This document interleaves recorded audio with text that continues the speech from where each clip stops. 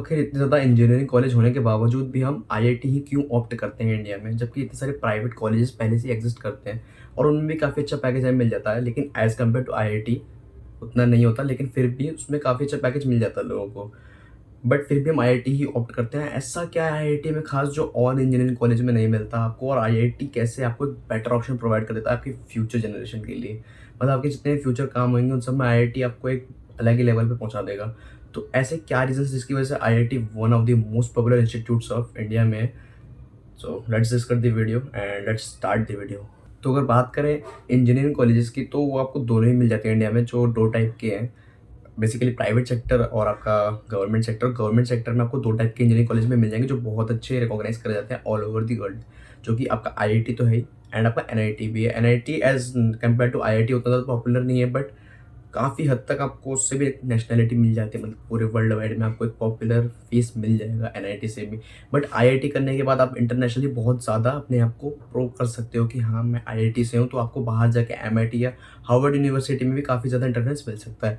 उसी तरीके से आईआईटी के जो पैकेजेस होते हैं वो बहुत ज़्यादा अच्छे होते हैं as compare to private engineering colleges. And IIT से ग्रेजुएट होने के बाद जो भी इंजीनियर बनता है वो कुछ ना कुछ इनोवेटिव करता है अपने लाइफ में। और ये बात अलग है कि इंजीनियर बनने के बावजूद भी लोग इंजीनियरिंग ना करके अलग सेक्टर में जाते हैं।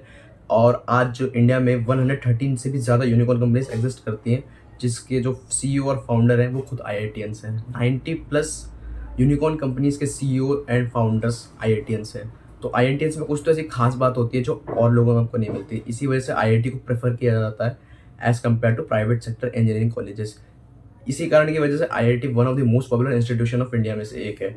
और आईआईटी बहुत टाइप के हैं, मतलब हर जगह हैं। आईआईटी कानपुर मिल जाएगा, आईआईटी बॉम्बे, आईआईटी दिल्ली, और हर किसी ब्रांच में आपको अच्छी खासी एक सैलरी पैकेज मिल जाती है जो कि स्टार्ट होती है ओवरऑल 50 to 60 लाख से।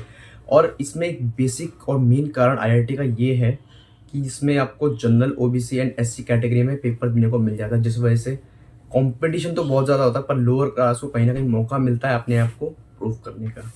इस वजह से आईआईटी को काफ़ी ज़्यादा ऑप्ट करते हैं लोग। हर साल बेसिकली 13 से 14 लाख या मिनिमम, अगर हम एड्रेस ले तो 10 लाख तो मिनिमम बच्चे जेई एडवांस का पेपर देने के लिए तैयारी करते हैं। उससे पहले वो जेई मेंस का पेपर देते हैं, जिसमें क्वालिफाई होते हैं मुश्किल से 2.5 लाख बच्चे। अब एक रेशियो देखो, 10 लाख में से खाली 2.5 लाख पास होते हैं, वो भी खाली क्वालिफाई होते हैं जेई एडवांस के लिए। अगर आप मेंस में अच्छी रैंक ले आते हैं, मान लीजिए अगर टॉप 10,000 या 20,000 मिल जाते हैं, तो आपका एनआईटी मिल जाता है, जो कि नेशनल इंस्टीट्यूट ऑफ टेक्नोलॉजी है। तो उसके बाद बेसिकली आप एडवांस का पेपर देते हो, और एडवांस का पेपर कोई मजाक नहीं है। उसको मैं अभी डिफाइन करता हूँ आपको एक लाइन में। JEE advance is the most difficult paper, a toughest exam which is ranked under 2। Second rank दी गई है all over the world across में। सेकेंड रैंक सबसे हार्डेस्ट पेपर है। नंबर 1 पे गाँव का एग्जाम आता है जो चाइना में होता है, वो ढंग से मुझे ध्यान नहीं किस चीज़ का एग्जाम होता है, बट वो होता किसी चीज़ के लिए जो सबसे हार्डेस्ट है, मतलब वर्ल्ड्स नंबर 1 हार्डेस्ट एग्जाम। वहीं जेई एडवांस सेकंड नंबर पे आता है। तो अब आप समझ सकते हो लेवल कितना ज़्यादा हाई होता होगा उसका। उस एग्ज़ाम को क्रैक करने के बाद आपको एंट्री मिलती है। बेसिकली जेई का फुल फॉर्म भी यही, जॉइंट एंट्रेंस एग्जाम। आपको एग्ज़ाम से एंट्रेंस मिलेगा किसमें, आईआईटी में, इंडियन इंस्टीट्यूट ऑफ टेक्नोलॉजी में। उसके बाद करीब 4 से 5 साल के बाद आपको मिलेगी बीटेक की डिग्री, जब आप इंजीनियर बन जाओगे। तो कुछ इस तरीके से आईआईटी का प्रोसेस चलता है, और उसके बाद जो आपको फेम मिलेगी वो कम नहीं होगी, क्योंकि आईआईटी की रिस्पेक्ट बहुत ज़्यादा होती है इंडिया में भी।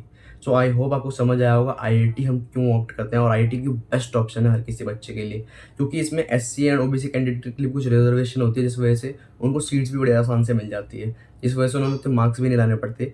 I think almost 40 to 50 percentile में एनआईटी मिल जाता है जेई मेंस का, अगर क्वालिफाई कर ले तो आप, अगर आप एससी या ओबीसी कैंडिडेट हो। So I hope you liked the video and subscribe the channel and comment in the below, and please, yeah, please comment.